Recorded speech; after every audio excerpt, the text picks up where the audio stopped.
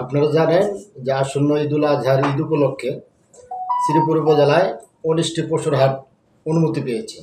সেখানে আমরা আমাদের মাননীয় ডিআইজি ঢাকা রেঞ্জ মহোদয় এবং আমাদের পুলিশ সুপার স্যারের নির্দেশনা মোতাবেক আমরা প্রত্যেকটি পশুর হাটে নিরাপত্তার জন্য অতিরিক্ত ফোর্স মোতায়েন করেছি এবং সেই ক্ষেত্রে যাতে কোনো প্রকার মলমবাটি, চুরি, ছিনতাই এগুলির কোনো ঘটনা না ঘটে সেই ক্ষেত্রে আমরা অতিরিক্ত ফোর্স মোতায়েন করেছি।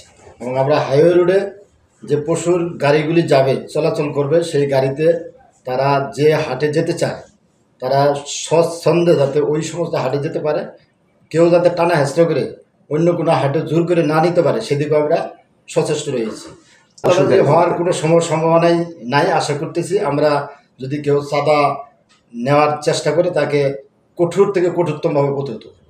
আমরা এই যে একটি চুরির ঘটনা আমি আসার পর ঘটেছে সেটা নিয়ে আমরা তদন্ত করতেছি।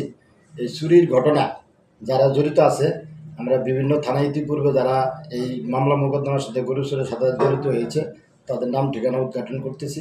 তাদেরকে আমরা দ্রুত আইনের আওতায় নিয়ে আসবো।